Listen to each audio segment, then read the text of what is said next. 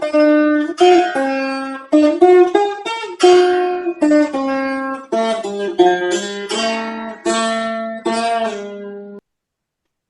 నమ శాంతాయ దివ్యాయ సత్యధర్మస్వరూపిణే స్వానందామృతతృప్తాయ సుందరాయ నమో నమః.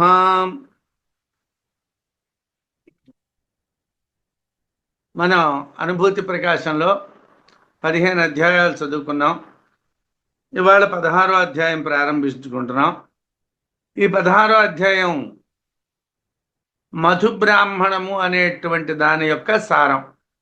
ఇది కూడా అజ్ఞానకాండలోదే 2వ అధ్యాయానికి సంబంధించినటువంటి విషయమే. ఇక్కడితో మనకి 2వ అధ్యాయం పూర్తి. బృహదారణ్యకోపనిషత్తులో 3వ అధ్యాయం జ్ఞానకాండ ప్రారంభం తరువాత 17, అలాగే 4వ అధ్యాయం 18. మనకి ఆ రెండు చాలా విస్తృతమైనటువంటివి. ఇది విషయంలో చిన్నది, శ్లోకాలు కూడా తక్కువ. ముఖ్యమైనటువంటి ఒక విషయాన్ని ప్రతిపాదించడానికి మాత్రమే ఈ మధుబ్రాహ్మణం అనేటువంటి చెప్పబడ్డాది. పంచమే బ్రాహ్మణే దధ్యం ఆధర్వణ ఉవాచయాం అశ్వినోర్మధు విద్యాంతాం అత్ర స్పష్టీకరోమ్యహం. అహం అంటే నేను, విద్యారణ్యుల వారు. ఆయన స్పష్టం చేస్తున్నారు. దేన్ని స్పష్టం చేస్తున్నారు? మధు విద్యని స్పష్టం చేస్తున్నారు. పంచమే బ్రాహ్మణే, బృహదారణ్యక ఉపనిషత్తులో 2వ అధ్యాయంలో 5వ బ్రాహ్మణంలో ఆధర్మణ దధ్యంగ్ అంటే అధర్వ విద్యావేత్త అయినటువంటి దధ్యచుడు అనేటువంటి వాడు యాం విద్యాం, ఏ మధు విద్యను అశ్వినోహో, అశ్విని దేవతలకు ఉవాచ చెప్పి ఉన్నాడో తాం, ఆ మధు విద్యను అత్ర ఇచ్చట అహం నేను స్పష్టీకరోమి, స్పష్టము చేయుదును. అంటే 5వ బ్రాహ్మణం 2వ అధ్యాయంలో 5వ బ్రాహ్మణం మధు విద్యని చెప్తుంది. ఆ మధు విద్యని నేను స్పష్టంగా చెప్తున్నాను అంటున్నారు. బృహదారణ్యకోపనిషత్తులో 2వ అధ్యాయం మొదటి 3 బ్రాహ్మణములు అజాతశత్రు బ్రాహ్మణము, శిశు బ్రాహ్మణము, మూర్తామూర్త బ్రాహ్మణము, ఆ 3 కలిపి ఒక అధ్యాయం కింద మనకు చెప్పారు. 4వ బ్రాహ్మణం మైత్రేయి బ్రాహ్మణం, దాన్ని 15వ అధ్యాయంలో చెప్పారు. అనుభూతి ప్రకాశంలో విద్యారణ్యుల వారు వివరించారు. ఇప్పుడు అథర్వ విద్యావేత్త అయినటువంటి దధ్యచుడు 5వ బ్రాహ్మణంలో అశ్విని దేవతలకు చెప్పినటువంటి మధు విద్యను విద్యారణ్యులు అనుభూతి ప్రకాశం 16వ అధ్యాయంలో స్పష్టంగా చెప్తున్నారు. ఈ మధు విద్య ఛాందోగ్యంలో కూడా చెప్పబడింది. అక్కడ అది ఉపాసనా విషయం. ఛాందోగ్యంలో మధు విద్య ఉపాసనా విషయం. ఇక్కడ బృహదారణ్యకంలో మధు విద్య బ్రహ్మ విద్యా విషయం. ఆధర్వణుడు అనేవాడు వేదాల్లో కూడా మరోడు ఉన్నాడు. అందువలన ఇక్కడ అథర్వ విద్యావేత్త దధ్యచుడు అని మూలంలో చెప్పబడ్డాది. కానీ మనం చూస్తున్నటువంటి పుస్తకంలో దధ్యచుడు అనేటువంటి వాడు అథర్వుని కుమారుడు అని చెప్పారు. కానీ అలాంటి ఆధారం మన దగ్గర ఏం లేదు. మూలంలో విద్యావేత్త అని ఉన్నది కాబట్టి అథర్వ విద్యావేత్త అయినటువంటి దధ్యచుడు అనే మనం అర్థం చెప్పుకోవాలి. మైత్రేయి బ్రాహ్మణంలో ఈ సర్వము ఆత్మే అని ప్రతిజ్ఞావాక్యం. మైత్రేయి బ్రాహ్మణంలో యాజ్ఞవల్క్యుల వారు తన భార్యకి ఈ జగత్తంతా, ఈ సర్వము కూడా ఆత్మే అని చెప్పారు. ఆత్మయే సర్వమునందు సమానంగా ఉన్నదని, ఆత్మ నుండే సర్వము పుట్టిందని, ఆత్మయే అందే సర్వము విలీనమైందని ఆయన చెప్పారు, యాజ్ఞవల్క్యుల వారు చెప్పారు. అయితే ఈ 3 రకాల హేతువులు సరైనటువంటివి కావు అనే సందేహాన్ని కొంతమంది వెలిబుచ్చితే ఆ సందేహాన్ని తొలగించడానికి ఈ మధు బ్రాహ్మణం చెప్పారు. అంటే ఆత్మ నుండియే అంతా పుట్టింది, ఆత్మలోనే అంతా లీనమైంది అనేటువంటి సిద్ధాంతాన్ని ఇక్కడ మనకి చెప్తున్నారు. కనుక ఈ మధు విద్య బ్రహ్మ విద్య, విషయ విద్య, బ్రహ్మ విషయానికి సంబంధించిన విద్య, ఉపాసన కాదు. అందువలన ఛాందోగ్య మధు విద్యకు దీనితో పోలిక చెప్పకూడదు. అంటే మనం ఉపనిషత్తులు అన్నీ చదువుతూ ఉంటాం, ఒక దాంట్లో ఉన్నటువంటి ఇంకో దాంట్లో కూడా కనిపిస్తూ ఉంటాయి. అక్కడ ఎందుకు చెప్పారు, ఇక్కడ ఎందుకు చెప్పారు, అక్కడ సందర్భం ఏమిటి, దాని అర్థం ఏమిటి అన్నది మనం ఆలోచించాలి.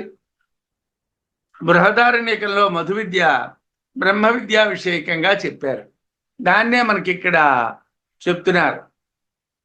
పరస్పర ఉపకారత్వం పృథివ్యా ప్రాణినామపి యత్తన్మధుత్వం విజ్ఞేయం ఉపకారస్తు సజ్జనం. పరస్పర ఉపకారిత్వం, ఒకదానికి మరొకటి ఉపకారము చేసుకొనుట, పృథివ్యా పృథివీ మొదలగు భూతములకు, ప్రాణినాం జీవులకు కూడా, ఎత్తత్ ఏది కలదో అది మధుత్వం, మధువు అని విజ్ఞేయం తెలియవలెను. ఉపకారస్తు, ఇక్కడ ఉపకారము అంటే సజ్జనం, సృష్టి అని అర్థం. ఈ మధు విద్యలో మనకి మధువు అంటే కార్యము అన్నటువంటి అర్థం చెప్తారు, ఉపకారం అంటే సృష్టి అని అర్థం చెప్తారు. అంటే మామూలుగా ఉపకారం అంటే ఎవడైనా ఇంకొకటి చేసేటువంటి సహాయం, లేకపోతే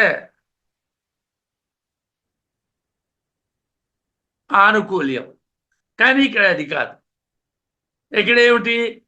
సర్జనం. ఉపకారం అంటే సృష్టి. ఇదేమిటండి? పృథివీ జలము మొదలైనటువంటి జగత్తు అంతా పరస్పర ఉపకార భావమును పొంది ఉన్నవి. ఒకదానికొకటి ఉపకారం, ఉపకార్యము, ఒకదానికొకటి కారకము. అంటే ఏమిటండి? ఒకడు ఉపకారం చేస్తే మరొకడు ఉపకారం పొందినవాడు అవుతాడు, కానీ వాడు మళ్ళీ వీడికి ఉపకారం, వీడు వాడికి ఉపకారం రెండు ఎలా కుదురుతాయండి? పరస్పర ఉపకారక భావం పొంది ఉన్నటువంటి స్వప్న జగత్తు మొదలైనది ఒక చైతన్యము చే వ్యాప్తమై ఆ చైతన్యమునందే విలీనమగుట అనుభవ విషయమే. ఇక్కడ భాష్యంలో ఏమిటి చెప్తున్నారంటే, స్వప్న జగత్తులో ఒక ఉపకారం ఒక దాని వల్ల జరిగితే తిరిగి దానికి మరొక దాని వలన ఉపకారం, దాని వల్లనే ఉపకారం జరగడం కనిపిస్తూ ఉంటుందండి. ఒకే చైతన్యం రెండింటినీ అనుభవిస్తూ ఉంటుందండి. ఆ ఉపకార్యము ఉపకారకము అనేటువంటి రెండు రకాలైనటువంటి భావాల్ని కూడా ఒకే చైతన్యం అనుభవిస్తుందండి. ఒకే చైతన్యం చేత వ్యాప్తం అవుతుందండి. ఒకే చైతన్యం వలన కలిగి, ఒకే చైతన్యం వలన వ్యాపించి, ఒకే చైతన్యంలో లీనమవడం ఇది మనకందరికీ అనుభవమైనటువంటి విషయమే. కాబట్టి పృథివీ జలాది రూప జగత్తు కూడా, పృథివీ జలము మొదలైనటువంటి రూపాలతో కూడుకున్నటువంటి ఈ జగత్తు కూడా పరస్పర ఉపకారక భావము కలిగి, ఒకదానికి ఒకటి ఉపకార్యము, మళ్ళీ ఇంకో ఉపకారకము, మళ్ళీ ఉపకారకము ఉపకార్యము, ఉపకారకము, ఇట్టించటో అట్టించటో అవుతూ ఉంటుంది.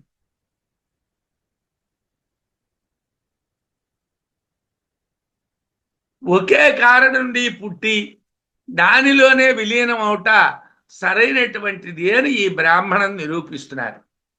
ఇతర పృథివీ జలాదులు ప్రాణములు అన్నీ పరస్పర ఉపకారక భావము కలవి. అంటే పృథివికి ప్రాణులు, ప్రాణులకి పృథివీ, ప్రాణులు పృథివికి, పృథివీ ప్రాణులకు, ఇట్టించడు అట్టించడు, ఉపకార్యం ఒకటి ఉపకారకం ఒకటి, మళ్ళీ ఉపకార్యం ఒకటి, మళ్ళీ ఉపకారకం ఒకటి. అంటే రెండు లక్షణాలు ఒకే దానిలో ఉంటాయి. పృథివీకి ఉపకార్య లక్షణం ఉంటుంది, ఉపకారక లక్షణం ఉంటుంది. ప్రాణులకి ఉపకార్య లక్షణం ఉంటుంది, ఉపకారక లక్షణం ఉంటుంది. అయితే ఉపకారస్తు సర్జనం అన్నాడు. ఉపకార్యము అంటే ఏమిటండి? సృష్టి అన్నాడు. జంతుభిః సృష్టా స్వకర్మ ఫలభుక్తయే పృథివ్యాపి ఆత్మభోగార్థం సృష్టా సర్వేపి జంతవః. జంతుభిః జంతువుల చేత స్వకర్మ ఫలభుక్తయే తమ తమ కర్మములు అనుభవించుట కొరకు పృథివీ సృష్ట పృథివీ సృజించబడినది. పృథివ్యాపి పృథివీ చేత కూడా ఆత్మభోగార్థం తాను భోక్తయే అనుభవించుట కొరకు సర్వేపి జంతవః అన్ని విధములైనటువంటి జంతువులు సృష్టాః సృజించబడెను. ఇది చాలా విచిత్రం కదండి. భూమి ప్రాణులు సృజించిందట, ప్రాణులు భూమిని సృజించాయట. ఇది ఎలాగండి? జంతువులు భూమిని సృజిస్తే మళ్ళీ భూమి జంతువులను ఎలా సృజిస్తుంది? ఇది చాలా విచిత్రం కదా అని మనకు అనిపిస్తుంది. మధుబ్రాహ్మణంలో విషయం అన్ని మంత్రాలకి మనకి తప్పలేదు. ఒక మంత్రానికి విద్యారణ్యుల వారు అర్థాన్ని చెప్తూ దాన్నే వేదాంతానికి సమన్వయం చేశారు. అన్నిటి అవసరం ఇక్కడ చెప్పలేదు, చెప్పకుండా ఒక దాంతో సరిపెట్టారు. అయితే చాలా సూక్ష్మమైనటువంటి విషయాల్ని ప్రస్తావించారు. ఏమిటండి? ఎం పృథివీ, ఈ భూమి, సర్వేషాం మధు బ్రహ్మాది స్తంభ పర్యంత భూతములకు మధువు అంటే కార్యము. ఈ భూమి అన్ని భూతములకు కూడా కార్యము అంటే భూమి కారణము, భూతములు కార్యములు. ఈ పృథివీ సర్వప్రాణులచే వాటి కర్మఫలానుభూతి కొరకు నిర్మింపబడినది. సర్వాణి భూతాని, అన్ని భూతములు పృథివీకి కార్యము. అంటే పృథివీ ఒకసారి కారణము, ఒకసారి కార్యము. అలాగే భూతములు ఒకసారి కారణము, ఒకసారి కార్యము. ప్రాణుల దేహములు పృథివీ కార్యములు. ఒకదానికి ఒకటి పరస్పరం కారణ కారకత్వం కలిగి ఉన్నవి. ఇవి రెండు మధువులు. అంటే ప్రాణులు భూమికి మధువు, భూమి ప్రాణులకు మధువు. రెండు మధువులు. మధువు అంటే కార్యం. ప్రాణులు కారణమైతే భూమి కార్యం, భూమి కారణమైతే ప్రాణులు కార్యము. ఇది ఎలాగండి? ఒక చిన్న విచిత్రం ఏమిటంటే ఛాందోగ్యోపనిషత్తులో ఒకటి ఉంది.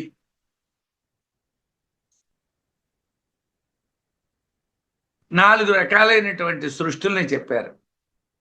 ఏమిటవి? అండజములు, ఉద్భిజములు, స్వేదజములు, జరాయుజములు.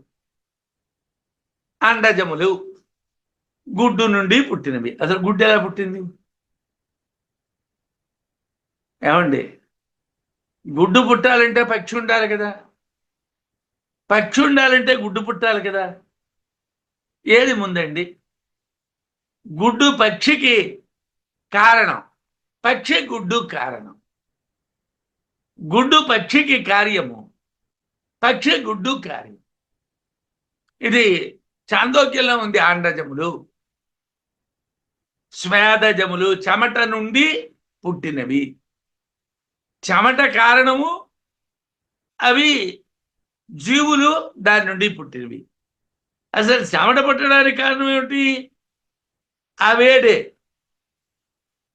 అంటే అలాగే జరాయుజములు, అలాగే ఉద్భిజములు. అంటే పెసలు పుట్టాలి, పెసలు ఉంటే పెసలు పుడతాయి, అవి భిన్నమై పుడతాయి. ముందు పెసలు ఎలా వచ్చాయి? పెసలే కార్యము, పెసలే కారణము.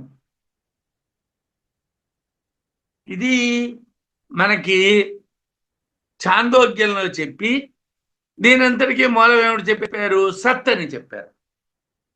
అలాగే ఇక్కడ కూడా భూమికి ప్రాణులు కార్యములు. అంటే పృథివీ కారణము, ప్రాణులు కార్యములు. ప్రాణులు కారణములు, పృథివీ కార్యము. ఇట్టించటు అట్టించటు. అయితే వీటి రెండింటికి ఏది కారణము? సత్ పరమాత్మ. ఈ రెండింటికి ఏది కారణం అంటే ప్రాణులకి పృథ్వీకి కూడా కారణం ఏమిటంటే సత్ అనమాట. అది చెప్పడానికి ఇలా చెప్పారు. పృథివీ ఆత్మభోగార్థం సృష్టా సర్వేపి జంతువః క్రియాఫలోపభోగార్థం సర్వైరేవ స్వకర్మభిః జంతుభిః పృథివీ సృష్టా మధు తేషాం తతో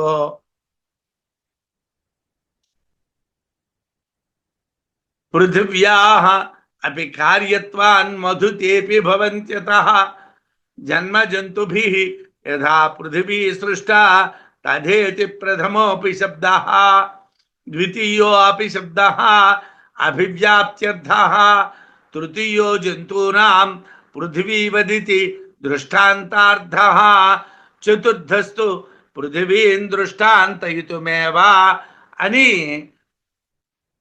భాష్యవార్తికానికి సారం రాసినటువంటి ఆనందగిరి ఆచార్యులు వారు చెప్పారు. చెప్తున్నాను కదా, ఉన్నది ఒక్క మంత్రమే తీసుకున్నారు, దాన్ని చీల్చి చెండాడేశారు. అవతల భాష్యకారులు ఇలాగే మిగతా అంతా చూసుకోండి అనేశారు. అలాగే వార్తికారులు, దానికి వ్యాఖ్యానం రాసినటువంటి ఆనందగిరులు, విద్యారణ్యుల వారు పృథివీ ఆత్మభోగార్థం సృష్ట్వా సర్వేపి జంతవః క్రియాఫలోపభోగార్థం సర్వైరేవ స్వకర్మభిః అని భాష్యవార్తికలో శ్లోకం. జంతుభిః పృథివీ సృష్టా మధు తేషాం తతో మహీ పృథివ్యా అపి కార్యత్వాన్ మధుతేపి భవంత్యతః అని భాష్యవార్తికంలో సురేశ్వరాచార్యుల వారి శ్లోకాలు. జన్మజంతుభిః యథా పృథివీ సృష్టా తథే ఇది ప్రథమో అపిశబ్దః. ఇక్కడ 4 అపిశబ్దాలు ఉన్నాయటండి. ఏమిటండి ఆ 4 అపిశబ్దాలు? ఎక్కడున్నాయండి 4 అపిశబ్దాలు అంటే మంత్రంలో 4 అపిశబ్దాలు ఉన్నాయట. ఆ 4 అపిశబ్దాలకి ఏమిటండి? పృథివ్యా అపి, పృథివ్యా సర్వేపి, పృథివ్యా అపి తేపి అని 4. ఇక్కడ ఎలా చెప్పాలండి అర్థం? పృథివ్యా అపి అన్నటువంటి మొదటి పదానికి అర్థం చెప్తూ ఉన్నప్పుడు జంతువుల చేత పృథివీ సృజించబడినది అని అర్థం చెప్పాలట. అంటే జంతువుల కారణములు, పృథివీ కార్యము. ద్వితీయో అపి శబ్ద సర్వేపి అన్నటువంటి చోట అపిశబ్దానికి వ్యాప్తి అని అర్థం చెప్పాలట. తృతీయో జంతూనాం పృథివీ వదితే దృష్టాంతార్థ. 3వ అపిశబ్దం భూమి వలె ప్రాణులు కూడా కారణములు అని చెప్పాలట. తేపి అన్నటువంటి 4వ దాంట్లో అపిశబ్దం దార్ష్టాంతము కొరకు అంటారు. చతుర్థస్తు పృథివీం దృష్టాంతయితుం అంటే ఉదాహరణగా చెప్పుట కొరకు. పృథివీ ప్రాణులకు కారణము, ప్రాణులు పృథివికి కారణము. పృథివీ ప్రాణులకు కార్యము, ప్రాణులు పృథివికి కార్యము. ఈ 4ంటిని తీసుకుంది 4 అపిశబ్దాలని చెప్పారు. ఈ 4 అపిశబ్దాలని సురేశ్వరాచార్యుల వారు వాడారు. జంతువులచే పృథివీ సృజించబడినదో అదే విధంగా 1వ అపిశబ్దానికి అర్థం. 2వ అపిశబ్దానికి అర్థం ఏమిటండి? వ్యాపించుట. 3వ అపిశబ్దానికి అర్థం ఏమిటండి? జంతువులకు పృథివీ వలె ఉదాహరణ. 4వ అపిశబ్దం ఏమిటండి? పృథివిని దార్ష్టాంతికం చేసి అంటే దృష్టాంతమునకు కారణం చేసి చెప్పడం. 4ంటిని చెప్పారు. జంతువులు తమ తమ కర్మఫలాలను అనుభవించడానికి పృథివిని పుట్టించాయి. అంటే జంతువులు కారణములు, పృథివి కార్యము. పృథివి కూడా తన భాగము కొరకు జంతువులను సృజించింది. ఇచ్చట పృథివి కారణము, జంతువుల కార్యములు. ఈ విధంగా పరస్పర ఉపకారక ఉపకార్య భావం, కారణ కార్యభావం చెప్పబడ్డారు. ఇది 2 విధాలు. ఇవి భౌతికములు. ఇవి 2 కూడా భౌతికములు అన్నమాట. అయితే పార్థివాని శరీరాన్ని భుజ్యంతే జంతుభిస్తథా పృథివ్యాపి ధరిత్రీత్వం ధార్య భుజ్యతే జంతు ధారణాత్. విద్యారణ్యుల వారు వివరణ చెప్తున్నారు. జంతుభి, జంతువుల చేత పార్థివాని శరీరాన్ని, పృథివీ సంబంధ దేహములు భుజ్యంతే అనుభవించబడుచున్నవి. తథా అదే విధంగా పృథివ్యాపి, పృథివీ చేత కూడా జంతు ధారణాత్, జంతువులను ధరించుట వలన ధరిత్రీత్వం, ధరించేది అనే అర్థంలో భుజ్యతే అనుభవించబడుతున్నది. అంటే భూమి ధరిస్తున్నది అనేటువంటి అర్థంలో అనుభవిస్తున్నది. జంతువులు పాంచభౌతిక దేహాన్ని కలిగి ఉండడం చేత అనుభవిస్తున్నాయి. అంటే ఒకటి కార్యమైనప్పుడు, కారణమైనప్పుడు మరొకటి కార్యం అవుతున్నది, మరొకటి కారణమైనప్పుడు ఇంకోటి కార్యం అవుతున్నది. కార్యకారణత్వం అనేటువంటిది రెండింటిలో ఇట్టించటు అట్టించటు తిరుగుతున్నారు. జీవుల దేహములన్నీ పార్థివములే, పంచభూతాలతో ఏర్పడ్డావే. ఎందుకంటే ఆకాశ వాయు అగ్ని జలతత్వములతో నిండినటువంటిదే పృథివీతత్వం. ఆకాశాద్ వాయు వాయోరగ్ని అగ్నిరాప అధ్య పృథివీ అని ఒకదాని నుంచి ఇంకోటి, ఇంకో దాని నుంచి ఇంకోటి, ఇంకో దాని నుంచి ఇంకోటి. ఇవి ఇంతకు ముందు వివేక చూడమని చెప్పినప్పుడు చెప్పారు. బహుశా మాండూక్యంలో కూడా వినుంటారు. పంచభూతాలు ఒకదాని నుండి ఒకటి ఏర్పడడం అనేటువంటిది చెప్తారు. కాబట్టి అన్నీ పృథ్వీతత్వం కలిగినటువంటివే. కాబట్టి జగత్తులో ఉన్నటువంటి జీవులన్నీ పార్థివములే, అంటే పృథ్వీ సంబంధములే. జగత్తంతా పాంచభౌతికం అవటం వలన పార్థివమే. పృథివీ కూడా జంతువుల్ని ధరించడం వలన ధరిత్రి అనబడుతున్నది. పరస్పరం ఒకదానికొకటి ఉపకార్య ఉపకారక భావాన్ని కలిగి ఉన్నాయి. అస్యాం పృథివ్యాం యో భాస్వాన్ ఆమోక్షమవినస్వరః లింగాత్మా మధ్వసో సర్వభూతానాం తాని తస్య చ.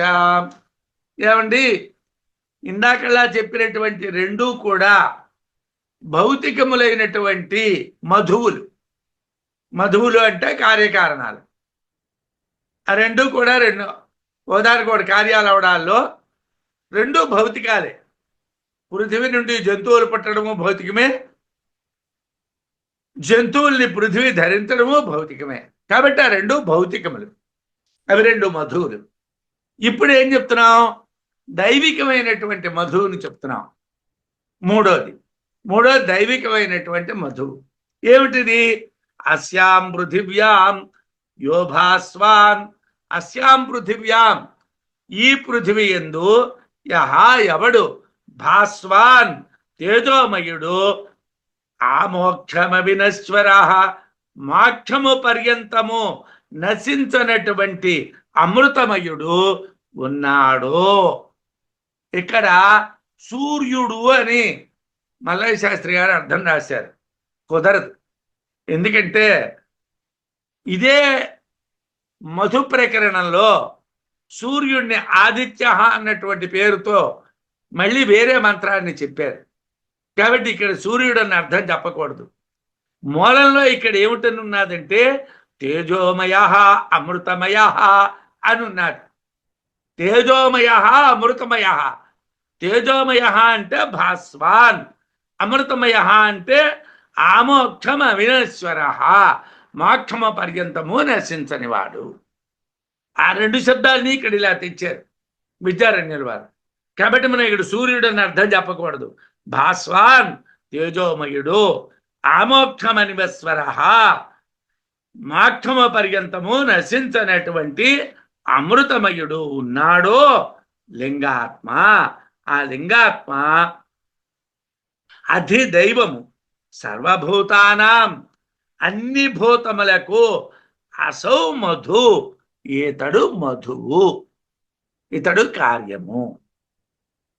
తానే ఆ భూతములన్నీ తస్యచ, అతనికి కూడా మధు, మధు అంటే ఆది దైవికానికి అన్ని భూతములు మధువు, అన్ని భూతములకు ఆది దైవికము మధు, ఒకదానికొకటి మధువులు.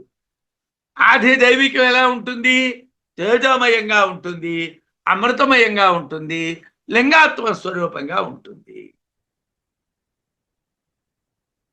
ఈ పృథివీ యందు తేజోమయుడు అమృతమయుడు అయినటువంటి అధిదైవము లింగాత్మ ఏది కలదో అది భూతములకు మధువు, దానికి భూతములు మధువు అని చెప్పారు.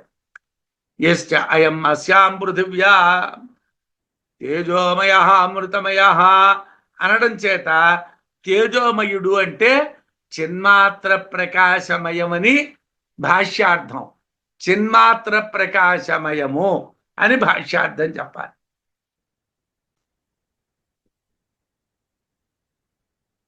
అమృతమయుడు అంటే అమరణ ధర్మము అని అర్థం చెప్పాలి. లింగ రూపాన్ని అధిదైవంగా చెప్పాలి. ఇక్కడ సూర్యుడు అన్న అర్థం చెప్పకూడదని చెప్పాను.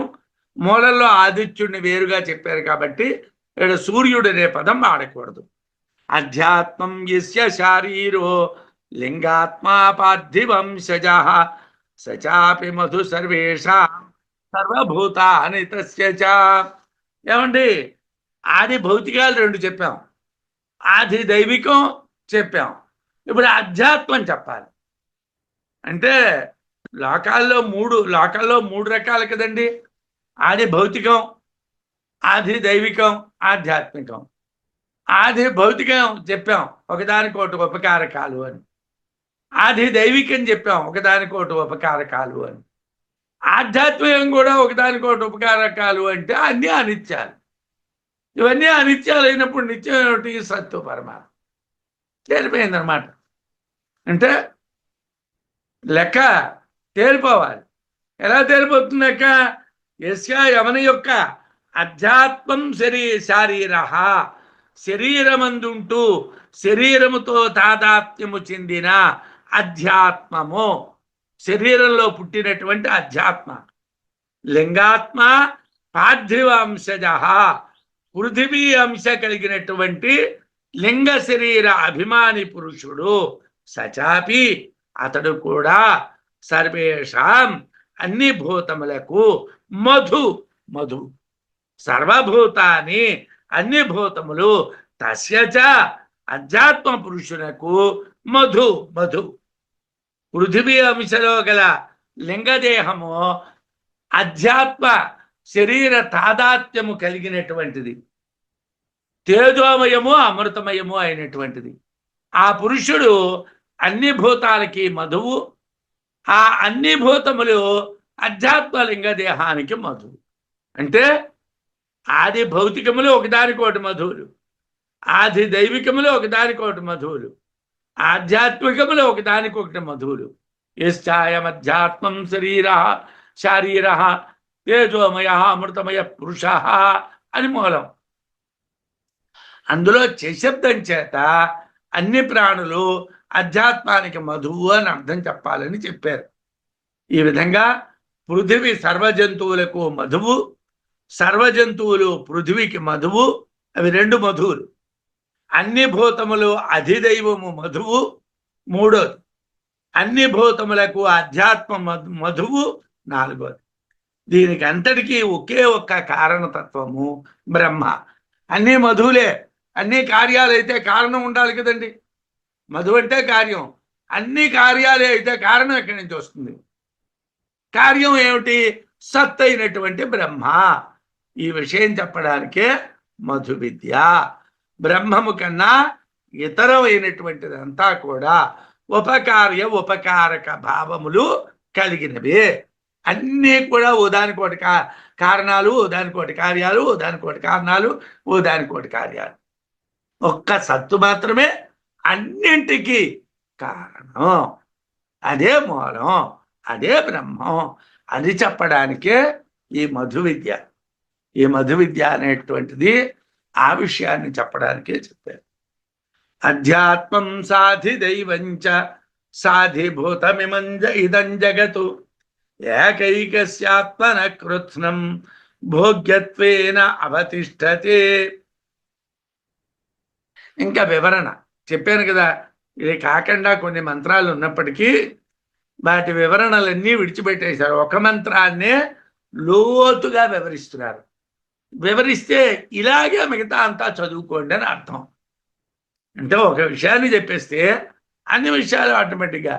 ఏదో లెక్కల మహేష్ గారు ఉన్నారు, ఓ లెక్క చేస్తారు, చేసి ఒరే ఈ అధ్యాయంలో 1 నుంచి 10 వరకు లెక్కలన్నీ చేసుకో, రేపు పట్టుకురండి అంటారు. ఇప్పుడైతే బహుశా నాకు తెలిసి అన్ని లెక్కలు బోర్డుల మీద చేస్తున్నారేమో, కానీ నేను చదువుకున్నటువంటి రోజుల్లో నేను చాలా తక్కువ చదువుకున్నాను అనుకోండి. అప్పుడు మాకు మాస్టర్లు ముందు ఆ చాప్టర్ ఏమిటో చెప్పేవాడు. ఇప్పుడు మధు విద్య అంటే మనం ఏమిటో చెప్పుకున్నట్టుగా ఆ చాప్టర్ ఏమిటో చెప్పేవాడు. చెప్పిన తర్వాత ఓ 2 3 లెక్కలు, ఉదాహరణ లెక్కలు ఓ లెక్క చేసేవాళ్ళు, లేకపోతే 2 లెక్కలు చేసేవాళ్ళు. అంటే ఆయన ఏవో చేసేవాళ్ళు. చేసి ఒరే రేపు ఈ అధ్యాయం అంతా, ఈ అభ్యాసం అంతా చేసుకోరండి అనేవాడు. అంటే కొన్ని లెక్కలు వచ్చేవి, కొన్ని లెక్కలు వచ్చేవి కావు. అది చేసుకో వెళ్తే ఆ రాలేదనుకోండి, మేధవా ఇక్కడ తప్పు చేసావు అని చెప్పి ఆ లెక్క ఎలా చేయాలో చెప్పేవాడు. లేదా అన్ని లెక్కలు చేసాం అనుకోండి, సరే రెండో అభ్యాసానికి సంబంధించిన ఉదాహరణ లెక్కలంటే టెస్ట్లో ఇచ్చినవి కావు, వాడు చెప్పేవాడు. అప్పట్లో మాస్టర్లు ఏమిటంటే స్వయంగా లెక్కలు తయారు చేసేవాడు. వాళ్ళే లెక్క తయారు చేసి పరీక్షల్లో ఇచ్చిన ఆ అంకెలు అవే ఇవి ఉండేవి కావు, మార్చి ఇచ్చేవాడు. అలాగా మనకి ఒక విషయాన్ని పరిపూర్ణంగా బోధిస్తే మిగతా విషయాలన్నీ ఆటోమేటిక్గా తెలుస్తాయి. అయితే ఎలా చెప్పాలి? ఒకటి పూర్తిగా చెప్పాలి, ప్రకరణం చెప్పాలి, ఆ ప్రకరణం యొక్క ప్రయోజనం చెప్పాలి, ఆ ప్రకరణ ప్రారంభం చెప్పాలి, ఆ ప్రకరణం ఎలా నడుస్తుందో చెప్పాలి, ఆ ప్రకరణం ఉపసంహారం చెప్పాలి. అన్నీ కూడా ఒక ఉదాహరణతో చెప్పేవాళ్ళు, 10 మంచిగా చేయించేవాళ్ళు, బాగుండేది. అయితే ఇప్పుడు ఏమవుతున్నదండి, ఇంటర్మీడియట్లో మా వాడికి 1000కి 999 మార్కులు వచ్చాయండి. 1 మార్కు ఇంగ్లీష్లోనో సాంస్క్రిట్లోనో తగ్గిపోయండి, మిగతా 999 998 వచ్చి బాగు. ఎంసెట్లో మీ వాడి ర్యాంక్ ఎంతయ్యా? 1,80,000 అండి. అదేమిటండి, 999 మార్కులు వచ్చినటువంటి వాడికి ఎంసెట్లో ర్యాంక్ ఎందుకు రాలేదు? ఇక్కడ అన్ని లెక్కలు మ్యాథ్స్ గారు చెప్తేనో గైడ్లో చూసో ఆ లెక్కలు ఎలా చేయాలో కంఠస్థం పెట్టినట్టుగా చేసి అదే లెక్కలు పరీక్షలో ఇస్తే అవే ఆన్సర్లు రాస్తే మార్కులు వచ్చాయి. అక్కడేమైంది, లెక్క మార్చేశాడు. మార్చగానే మనకు అర్థం కాలేదు. మనకి ఏమిటి అర్థం కాలేదు? ఫండమెంటల్స్ అర్థం కాలేదు. మనకేమిటి అర్థం కాలేదు? సూత్రం అర్థం కాలేదు. అలాగే వేదాంతంలో కూడా ఫండమెంటల్స్ తెలియాలి, అలాగే సూత్రాలు తెలియాలి. ఒక్క సూత్రమైనా ఒక్క ఫండమెంటల్ అయినా కరెక్ట్గా మీకు అర్థమైపోతే ఆటోమేటిక్గా అన్నీ అర్థమైపోతాయి. అదొక్కటి అర్థం అవ్వాలంటే జాగ్రత్తగా పట్టుకోవాలి. అధ్యాత్మం శారీర తాదాత్మ్యము పొందినటువంటి అధ్యాత్మ లింగదేహము సాధిదైవంచ, అధిదైవమైనటువంటి లింగదేహము, సాధిభూతం అధిభూతమైనటువంటి స్థూల దేహం. ఇదం జగత్, ఈ జగత్ అంతా. ఆత్మనః, ఆత్మకు కృత్స్నం పరిపూర్ణముగా ఏకైకస్య ఒక్కొక్క దానికి భోగ్యత్వేన భోగించుటకు వీలగుచు అవతిష్టతే ఉన్నవి. ఆత్మకు అధిభూతములు భోగ్యములే, అధిదైవములు భోగ్యములే, అధ్యాత్మములు భోగ్యములే. అధిదైభూత అధిదైవ అధ్యాత్మ రూపాలైనటువంటి స్థూల లింగ దేహాలు భోగ్యాలు అనుభవించబడేవి. అంటే ఇవన్నీ ఆత్మచేత అనుభవించబడుతున్నాయి. ఆత్మే వీటన్నిటికీ భోక్త కాబట్టి, అసలైన భోక్త ఆత్మే కాబట్టి ఆత్మే ఉన్నది. ఇవన్నీ కూడా దానికి ఉపయోగపడేవి. సర్వం సర్వస్య కార్యం స్యాత్ సర్వ సర్వస్య భోజకః ఇత్యేష మధు విద్యాత్ర వైషమ్య క్లేశహారిణి.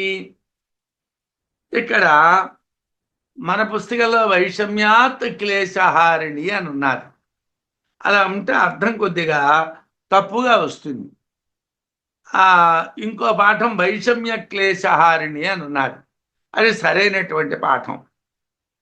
సర్వస్య జగత్తు అంతటికి, సర్వం జగత్తంతా, కార్యం స్యాత్ కార్యముగును, మధు జగత్తంతటికి, జగత్తంతా మధు. సర్వం అంతా, సర్వస్య సర్వమునకు, భోగ్య అనుభవింపదగినటువంటిది అగును, భోజ్యం అవుతుంది. ఇత్యేష అనే మధు విద్య, మధు విద్య అత్ర ఇచ్చట వైషమ్య క్లేశహారిణి, విషమత్వమును క్లేశాన్ని హరిస్తున్నాడు. అంటే ఈ జగత్తులో అన్నీ సమానాలే, అన్ని కార్యములే, అన్ని కారణములే. ఈ జగత్తులో ఉన్నదంతా కూడా మధువే. అందువలన విషమత్వం లేదు. క్లేశహారిణి, ఏ దుఃఖము లేదు. అన్ని కార్యములే కాబట్టి అన్నీ నశించేవే. కారణ పరమాత్మే. జగత్తులో అన్నీ ఒకదానికి ఒకటి మధువు అవుతున్నాయి. అందువలన ఒకటి మరొక దానికి అనుభవింపదగినటువంటిదే అవుతున్నది. ఈ విషయంగా చెప్పబడినటువంటిది మధు విద్య. ఈ బ్రహ్మజ్ఞాన విషయంలో క్లేశాన్ని, వైషమ్యాన్ని హరిస్తాయి. అంటే జగత్తంతా కూడా పరస్పర ఉపకారక భావం కలిగినటువంటిది కనుక బ్రహ్మమే దీనికి మూల కారణం అని బ్రహ్మము చెప్పుట చేత విషమత్వాన్ని, దుఃఖాన్ని ఇది పోగొడుతుంది. ఈ మధు విద్య ఈ అజ్ఞానకాండలో మనకి ప్రాబ్లం అంతా ఏమిటంటే, బ్రహ్మం ఏమిటి అన్నటువంటిది ప్రాబ్లం. ఏది బ్రహ్మం, ఏది బ్రహ్మం, ఏది బ్రహ్మం. ఒకవేళ ఇది బ్రహ్మం అండి అంటే ఎలా బ్రహ్మం? ఇది ఈ మొత్తం అధ్యాయం అంతా ఇదే విషయం. 5 బ్రాహ్మణాల్లోని ఇదే విషయం. అజాతశత్రు బ్రాహ్మణం ఇదే విషయం, శిశు బ్రాహ్మణం ఇదే విషయం, మూర్తామూర్త బ్రాహ్మణం ఇదే విషయం, మైత్రేయీ బ్రాహ్మణం ఇదే విషయం. ఇప్పుడు చెప్పుకుంటూ ఉన్నటువంటి మధు విద్యా బ్రాహ్మణం కూడా ఇదే విషయం.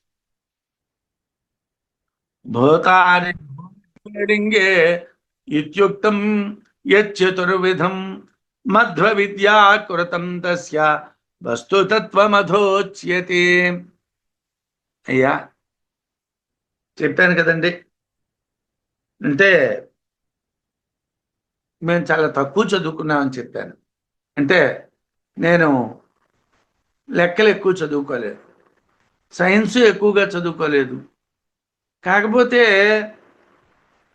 మాకు పాఠాలు చెప్పినప్పుడు టెక్స్ట్ పుస్తకాలు లేకపోయినా పర్వాలేనట్టుగా మాకు పాఠాలు చెప్పేవాడు మా ఉపాధ్యాయులు. అది ఎలాగండి అని అంటే చెప్పాను కదండి, ఈ టాపిక్ ఏమిటో, ఆ టాపిక్ యొక్క మూలం ఏమిటో ముందు చెప్పేవాడు. చెప్పి ఆ టాపిక్కి సంబంధించినటువంటి సూత్రాలని ఆధారంగా చేసుకొని ఉదాహరణలు చెప్తూ ఉండేవాడు.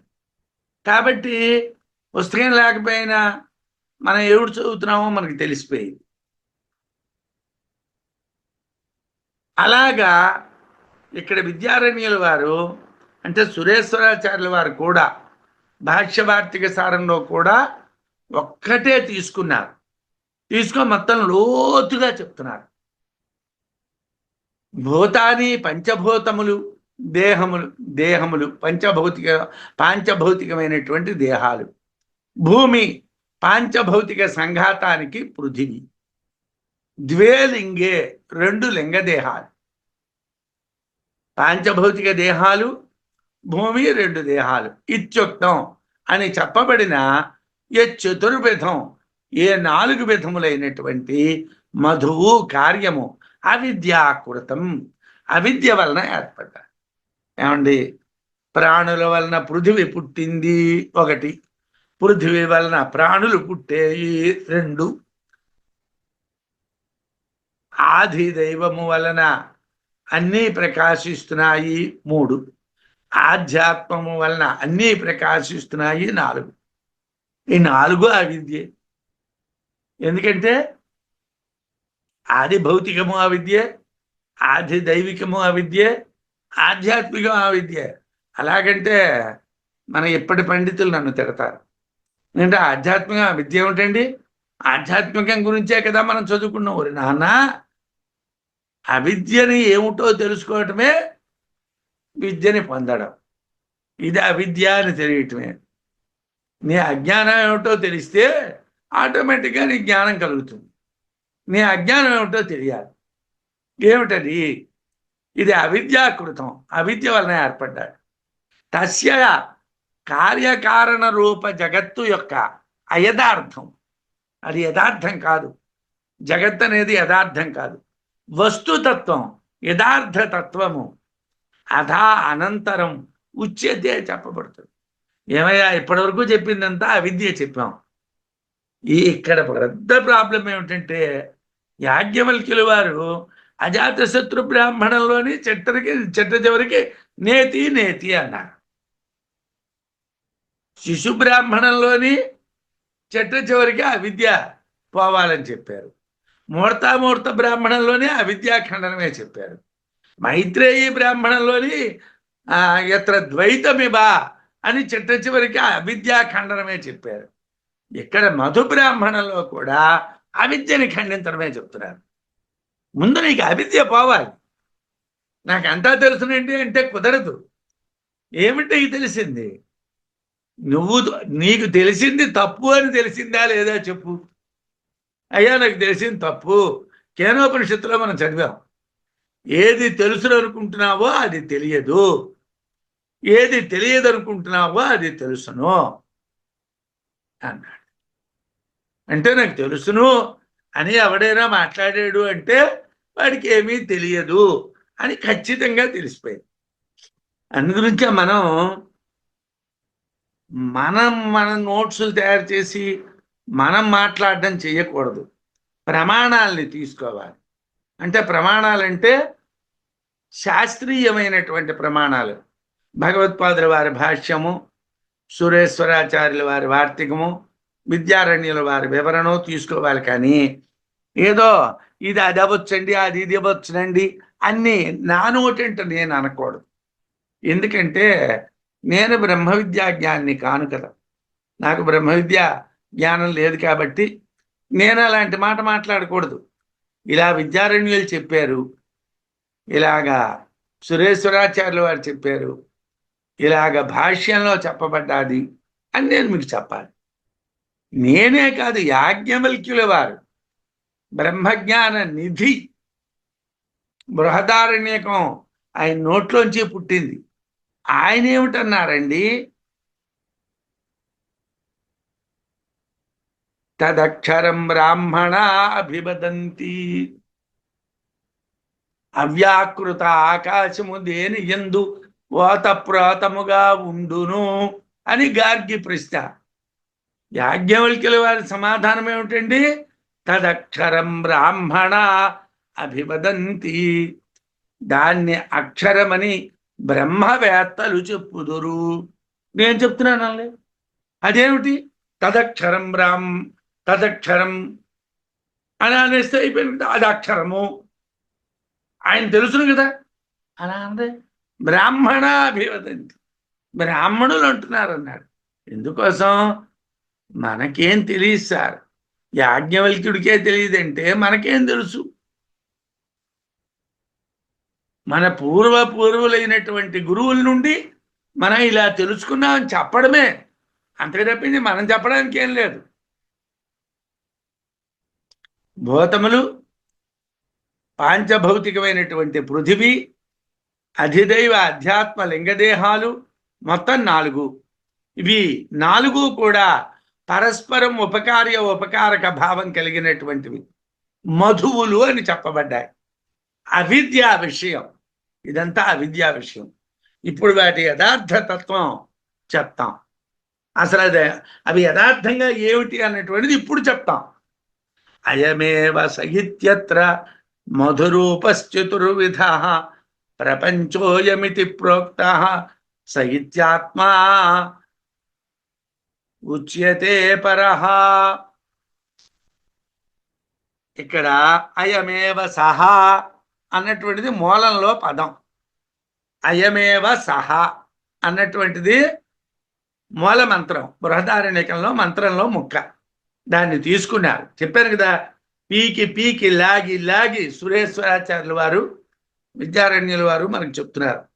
అయమేవ సహా ఇత్యత్ర, అయమేవ సహా అను చోట మధురూప, మధురూపము, చతుర్విధ 4 రకములు. నిన్నక్కడ చెప్పాం కదా 4 రకాలు. స్థూలములు 2, ఆదిదైవం 1, ఆధ్యాత్మిక 1, 4 రకాలు. అయం ఇతి, అయం అని ప్రపంచ, ఇదంతా ప్రపంచం. ప్రోక్త చెప్పబడింది. ఇదంతా ఏమిటి? ప్రపంచము అని చెప్పబడ్డారు. సహా ఇతి, అక్కడ అయమేవ సహా అన్న చోట అయం అంటే ప్రపంచం, సహా అంటే పరహ ఆత్మ ఉచ్యతే, పరమైనటువంటి ఆత్మ చెప్పబడుతున్నాడు. సహా అంటే ఏమిటయ్యా? పరమైనటువంటి ఆత్మ. అయం అంటే ఏమిటయ్యా? ప్రపంచం. ఎంత లోతుగా ఆలోచిస్తారో చూడండి. అయమేవ సహా అన్న చోట అయం అంటే ప్రపంచం, సహా అంటే ఆత్మ. మూలంలో అయమేవ సహా అని ఉన్నది. అందులో అయం ఏవా సహా అనేవి 3. అయం అంటే ప్రపంచం, ఏవా ప్రపంచమే, సహా ఆత్మ. ఈ ప్రపంచం అంతా కూడా చెప్పాలి కదా, అనుంచి ఏవా అన్నది వాడారు. అయం ఏవ సహా అనునటువంటిది 3.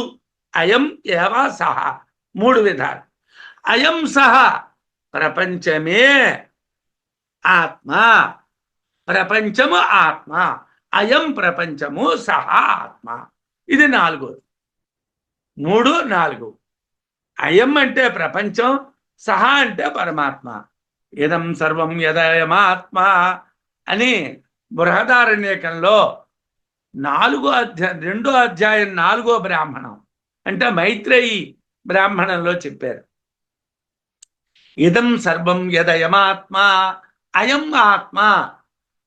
ఈ సర్వము, ప్రపంచము ఆత్మ అని చెప్పారు.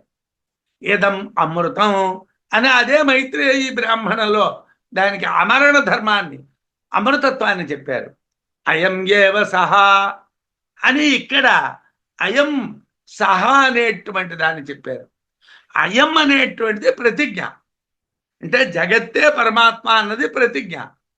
ఇది ఆత్మ విషయం, ఆత్మని గురించి చెప్పారు కదా. ఇక్కడ మధు బ్రాహ్మణం బ్రహ్మ విద్యా బ్రాహ్మణం, ఇక్కడ మధు విద్యా బ్రాహ్మణం బ్రహ్మ విద్యని చెప్తుంది. చాందోగ్యంలో మధు విద్య ఉపాసనని చెప్తుంది. ఉపాసన వేరు, బ్రహ్మ విద్య వేరు. అయం అనేది ప్రపంచాన్ని చెప్తే, సహా అనేది పరమాత్మని చెప్తుంది. మధువు 4 విధాలు, అంతా పరమాత్మ యొక్క కార్యమే. అంటే పరమాత్మే కారణం, ఈ మధువంతా కార్యం. అయమేవ సయుక్త్వా సామానాధికరణ్యతః ప్రత్యన్మాత్ర ఏకయాథాత్మయం ప్రపంచస్య అవబోధ్యతే అయమేవ సహా అన్నటువంటి సమానాధికరణం. అయం సహా ప్రపంచము ఆత్మ. అయం అన్నటువంటిది సర్వనామమే, సహా అన్నటువంటిది సర్వనామమే, సమానాధికరణం కలిగినటువంటివి. ఈ ప్రపంచము పరమాత్మ. ఇది ఉక్త్యా అనే మాట చేత సామానాధికరణ్యత, సామానాధికరణ్య ధర్మము చేత ప్రపంచస్య చతుర్విధ మధుస్వరూప ప్రపంచమునకు ప్రత్యంమాత్రైవ యాథాత్మ్యం, ప్రత్యేగాత్మ మాత్రము ఒక్కటే ఉన్నది అని అవబుధ్యతే తెలియబడుచున్నది. అంతా ప్రత్యేగాత్మే. ఈ 4 రకాలైనటువంటి జగత్తుకి కూడా ప్రత్యేగాత్మ ఒక్కటే కారణము అని తెలియబడుతున్నది. 4 విధాలైనటువంటి మధువు అంటే భోక్త, భోగ్యము, కర్త, కార్యము అనే అధ్యాత్మ అధిదైవములందు భిన్నముగా చూడబడే ప్రపంచము అంతా ప్రత్యేగాత్మయే, ప్రత్యేగాత్మ మాత్రమే అనేటువంటి యథార్థ స్థితిని అయమేవ సహా అనేటువంటి వాక్యంతో చెప్తున్నారు. స ఇత్యనేన నిర్దేష్టం అతీత గ్రంథవర్జిత వర్ణిత యోయమిత్యాదిభిర్వాక్యై చతుర్థే స్మార్యతే పరః.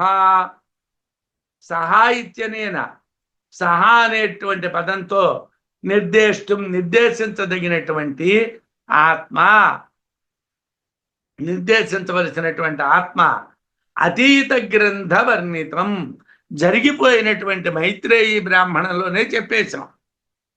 మైత్రేయి బ్రాహ్మణంలో బ్రహ్మం అంటే ఏమిటో చెప్పేశాం, ఆత్మ అంటే ఏమిటో చెప్పేశాం.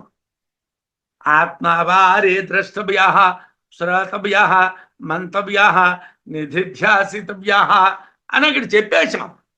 ఏమండి, అక్కడే చెప్పాం. ఎక్కడ? మైత్రేయి బ్రాహ్మణంలో.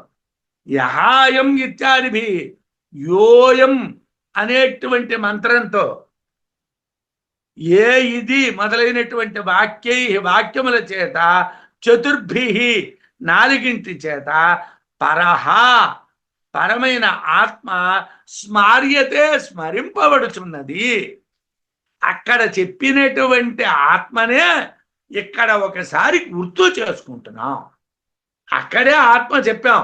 ఆత్మాబా అరే ద్రష్టవ్య అన్న చోట ఆత్మ అంటే ఏమిటో చెప్పేశాం.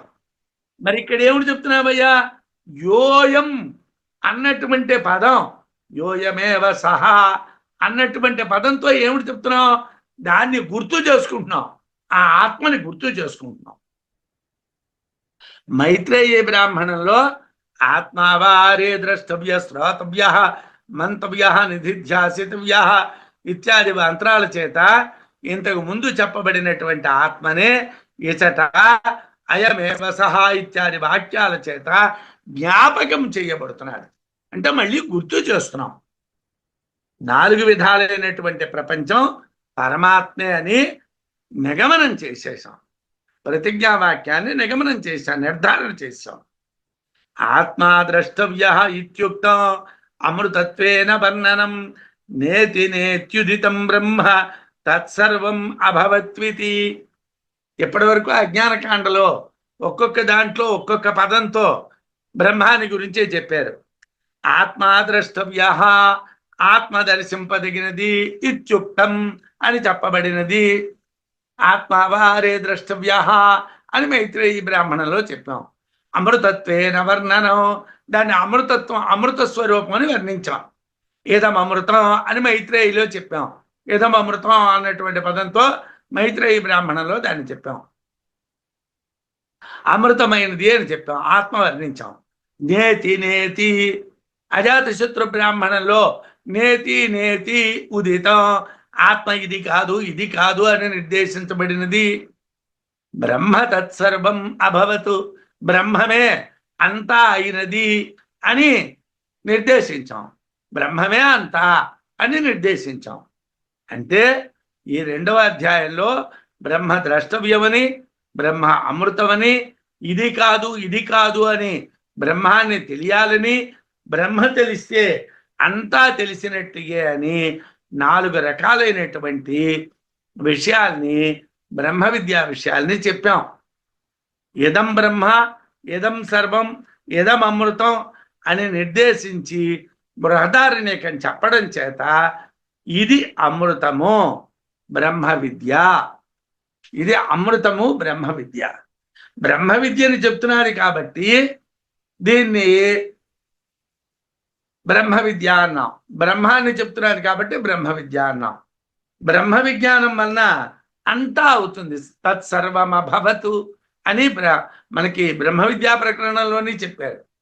తత్సర్వమభవతు, ఎవరైతే ఆత్మే అంతా అని తెలుస్తారో దానివల్ల అంతా అవుతుంది అన్నాడు.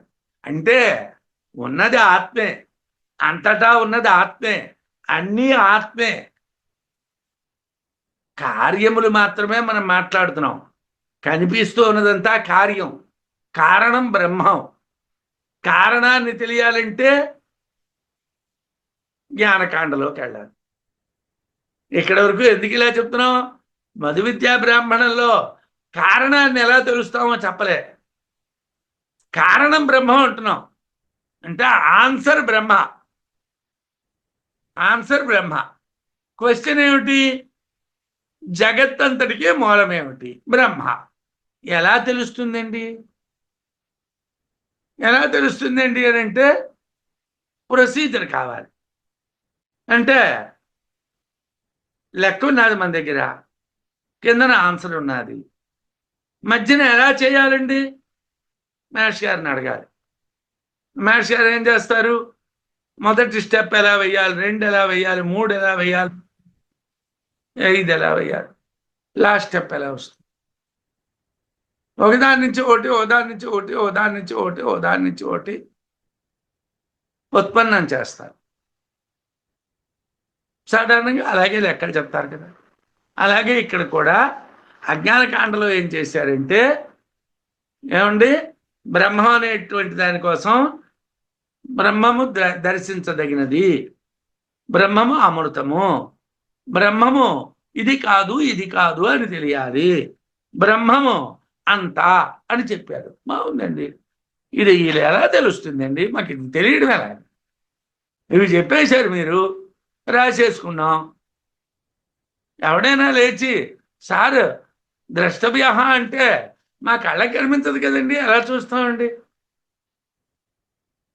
ఎలా చూడమంటారండి ద్రష్టవ్య అంటే? మైత్రేయి బ్రాహ్మణంలో చెప్పామండి ద్రష్టవ్య అన్నటువంటిది, శ్రాతవ్య అన్నటువంటిది, మంతవ్య అన్నటువంటిది, నిధిధ్యాసితవ్య చెప్పామండి. మీరు చెప్పారండి మా కదా, తెలియాలి కదండి. అది జ్ఞానకాండలోకి 3వ అధ్యాయంలోకి 4వ అధ్యాయంలోకి వెళ్ళాలి. అందుకోసం దీన్ని బ్రహ్మ విద్యా బ్రాహ్మణము, బ్రహ్మ విద్య అంటారు. బ్రహ్మాన్ని గురించి చెప్పేటువంటిది కాబట్టి దీన్ని బ్రహ్మ విద్య అంటారని చెప్పారు. మిగతా విషయాలు రేపు చెప్పుకుందాం. స్వస్తి.